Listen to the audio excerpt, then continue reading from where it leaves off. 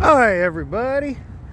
Well, this morning, first refrigeration call is the bakery freezer. High temperature. Logged into service channel. Well, let's see what we find. It's never what you expect. So the first thing I do is do a quick walkthrough and then go to the E2. I'll see you in a second. Alright, so we're at the E2. Did a quick walkthrough of the cases, and I found that all my cases that I'm looking at have good airflow, so hooray! I don't have to pull product and water hose and start pulling out the water hose and de-icing the coil. That's one of the least fun things to do. But right off the bat, I noticed that I have an issue with more than one case. So the one I'm getting called for is this bakery freezer right here. So let's see, I'll log into the bakery freezer. It shows it's at 27 degrees, not good. Let's see.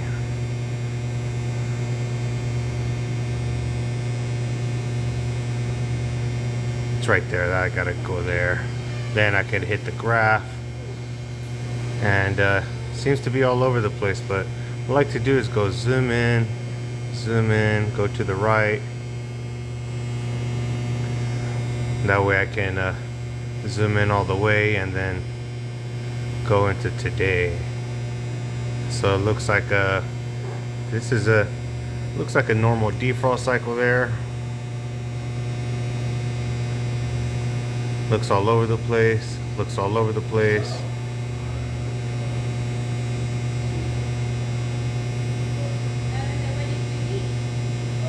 Yeah, it looks like it's been all over the place for a few days now, likely for the whole weekend.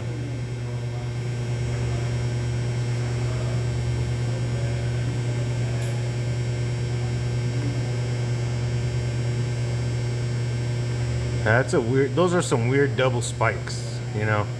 Got to keep a note of that. But that's just one case.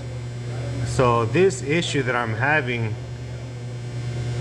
you can see 2 degrees it should be a negative 12, 7 degrees it should be negative 10, minus 1.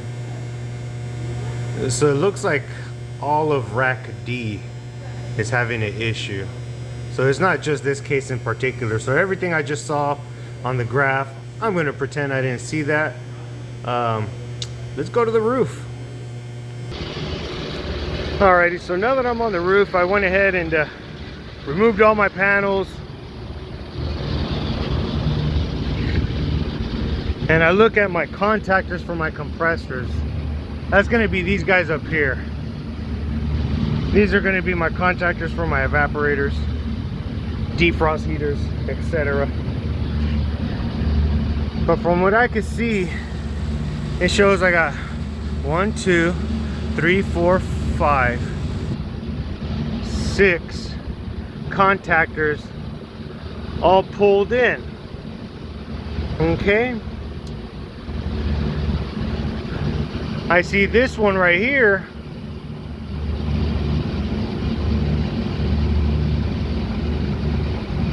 It's been shut off. So I got 5 compressors running. One of them should be shut off.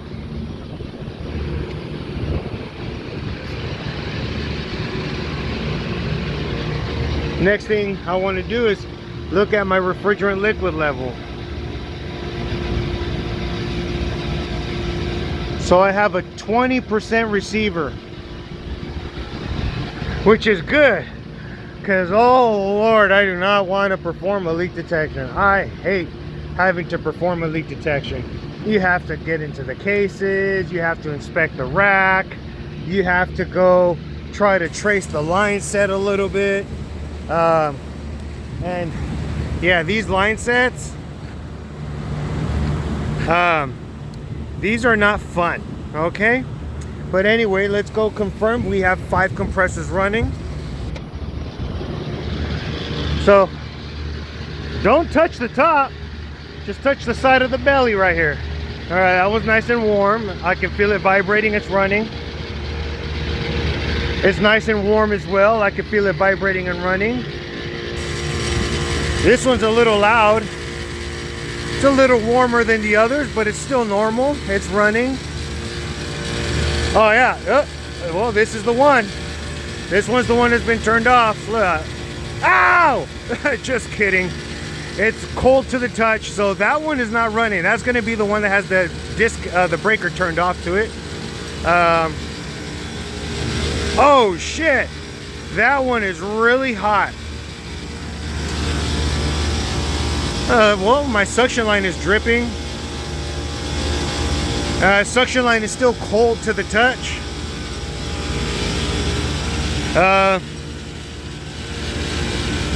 We're gonna have to look into that.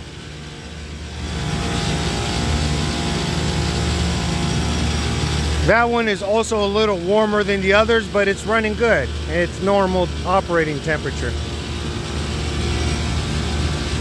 Just, you know, quick FYI, these are your OMB oil fill solenoids. Basically, when the oil level drops, there's a solenoid. The solenoid activates and it raises the oil pressure, oil level. The oil pressure alone is what pushes the oil into the compressor. They're pretty basic, pretty easy. Sometimes you'll see them with the red light active. You just unplug right here this purple and white wire, just like this. Look, it's real easy. Just go like that. It resets the compressor circuit. You plug it back in. You plug it back in. Compressor should come back on and the light should go green. If you ever see the yellow light is only indicating that the oil solenoid is active and currently filling up. That's all it is. If you have the red light is when you have to unplug it and plug it back in and see if your oil level rises. It rises pretty quickly, you know, 15, 30 seconds. In about a minute, it should be back to normal. If it takes a lot longer than that, then you got to look at your oil filter. Make sure that you don't have excessive pressure drop across your filter. That's pretty much it. Make sure some Yahoo didn't close the valve accidentally. Yep, it's open. And well, let's get back to this compressor right here. Burn the shit out of my hand. So what I'm gonna do is I got a suction filter cartridge right here for each compressor.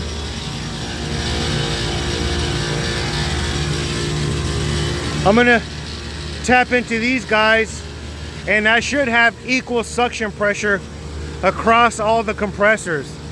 If I come to the compressor that's burning hot and my suction pressure is a lot higher than the surrounding compressors, then what I will do is I will close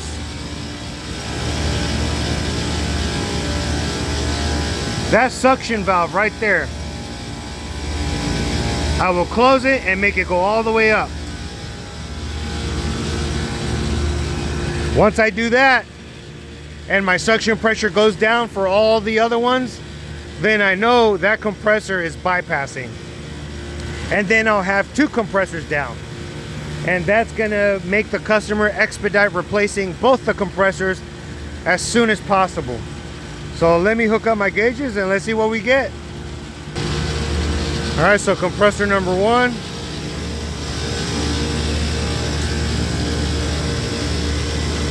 (15 psi). All right, that compressor number two that's burning my hand is also running at 15 psi. But notice how the paint has cracked all over the top of that compressor. This compressor has been running hot for a very long time. This has a hole on the top indicating it's supposed to be set up with liquid injection. Liquid injection is what cools the head of the compressor. This is my liquid injector line. Look, I'm touching it. It's actually pretty cold.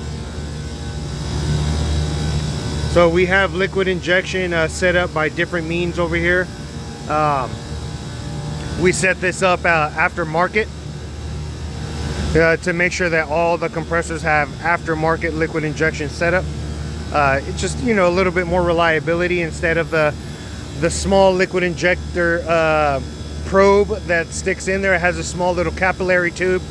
It's made by Copeland.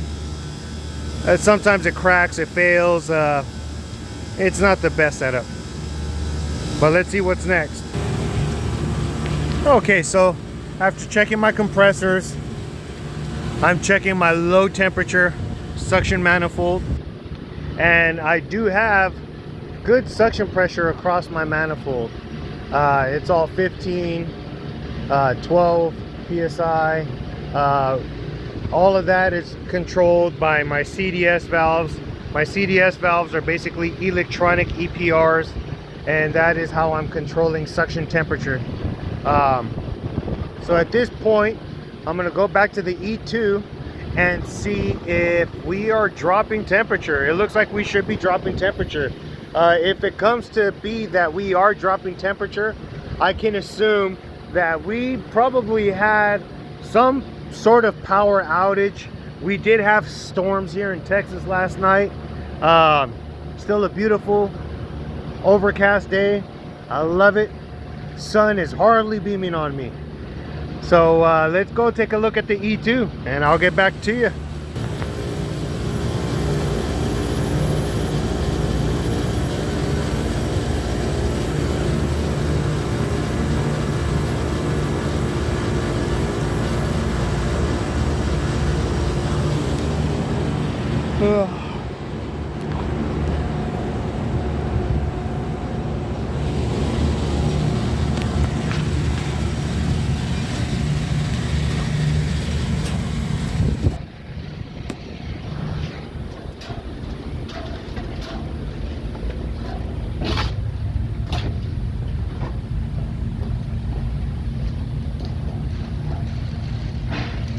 Hey, did we have a power outage last night?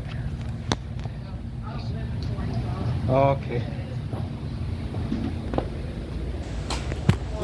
It's looking not normal, you know, because everything is running, but yet the bakery